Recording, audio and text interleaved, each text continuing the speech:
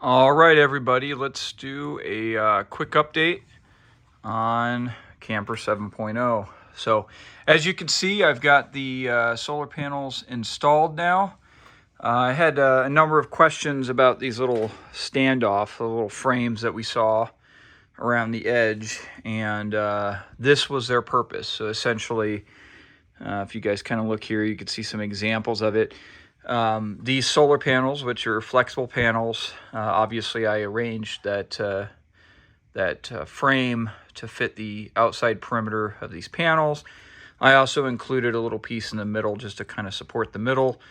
And these particular panels had some grommets, so I just used pan head screws and screwed down all of those panels on those frames. And as you guys can see here, there's little air gaps, and the idea is with those frames is it gives me a little bit more meat to screw down the panels as opposed to just relying upon the 1/4 inch thickness of the roof itself. But it also more importantly, it stepped them away from the roof surface. My hope, and I think I've done this on the last 5, 6, 7. So this is on the last 3 campers. This one including. I've used the flexible panels and separated them this way, and they've all, in the length of time that I've had the campers, all held up pretty well. These panels were actually originally off of 5.0.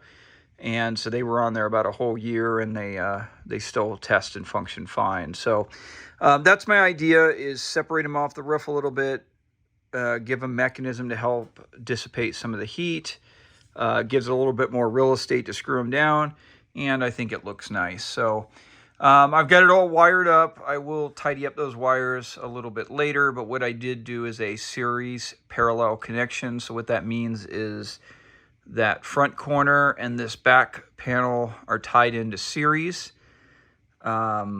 These 2 panels are tied into series, and then up there at the junction, which goes inside the cab, I have parallel connectors. So we've got 2 sets of panels, each of them 100 watts. So there's 400 watts of solar, 200 watts in each bank of series, and then they tie in parallel together and go inside the camper. So let's go down inside the camper. I have some exciting things to show you here. All right. Well, we've got a countertop. Let me get in here and flip around. Now this countertop is not permanently affixed right now. As you guys can see, I've got the framing in place, for which will be the countertop station here in the driver's side rear corner of the camper. And I made my countertop. If you guys can guess what wood, I'll tell you in a minute here. This is walnut. And man, I am super happy with it. I thought it turned out really well. So just kind of part of the styling here inside this camper is for the various cabinetry, and I'll talk about this section here in a greater depth. I'm using a combination of 3 kinds of woods. There's cedar, which, for example, is this. There's poplar. Now this will actually, I will have some cedar trim that goes around here with a little door up in there. So this will be covered, but I use poplar for some of the more structural components. And then, like up there's poplar, and up there is poplar, but I did use cedar as like the bottom of the cabinet there. And then I will incorporate some walnut trim. So this piece is walnut. Now this is not finished or anything, but that will sit there. Little trim pieces on the front of these shelves is walnut. And then down there I've got a piece of walnut. I haven't quite sorted it out, but I will put it down here as a decorative trim piece. Now the finish has been applied to this countertop here. This is, let me show you what that finish looks like here. All right. So this is a finish called Osmo. They call it a poly oil. And I use the 3043 clear in satin. They have a couple variations. I will use this Osmo finish just as I had on the countertop. but I will also use it on all of the cedar and poplar surfaces. And what I like about that finish is it produces, it's not like a poly where it actually creates a layer on top. I'll be honest with you, I can't even really describe how it works, but it's like an oil finish. It actually penetrates the wood. So what I'm touching here is the wood itself, and the oil has penetrated in, and there's nothing on top. I personally like that. I mean, I will admit it probably doesn't provide the same level of protection that like a thick coat of poly would, but I'm okay with it in this particular application. But it just produces, and this is my opinion, it just produces a beautiful, stunning finish. It's not tinted in any way, though it will kind of, bring out the natural colors and tones of the finish. So like say for example, this piece, and this is a little dirty here. Hold on a second. This piece of walnut right here is unfinished. Hold on a second. And I've got to sand this and finish this. But you could see, now there is quite a bit of variation in the walnut wood itself, but you can see it's a little lighter, and I would say that's pretty characteristic. And then when you put on that oil finish, it darkens it up, but it's not darkening it up because it's like a stain effect. It's just absorbing in the wood and pulling out the natural colors of the wood. So anyway, so I thought this, this was beautiful. One thing in my experience is if you could put a good countertop, whether it be a house or a camper or RV or whatever it is, it can just make a world of difference. Now there is some weight issues. Surprisingly enough, this whole countertop with the sink was right at about 20 pounds. Certainly I could have come up with lighter options, but I don't know if I would have saved a whole lot in the overall, maybe another 5 pounds. It may not have been worth it. There is an expense factor. Walnut's quite expensive. It's a little harder to get. I can't speak for everyone's location, but here in Las Vegas, you have to pretty much go to a specialty lumber store to get it. I can't just walk into Lowe's or Home Depot and find it. And the price per board foot, I've found, at least in the recent history, has fluctuated quite a bit. But with all that being said, I'm approximating roughly because I bought this walnut some time ago, and I don't even remember the exact source of all of it. But I would say this is probably about $100 worth of walnut between this and, some of the little trim pieces that I will have through here.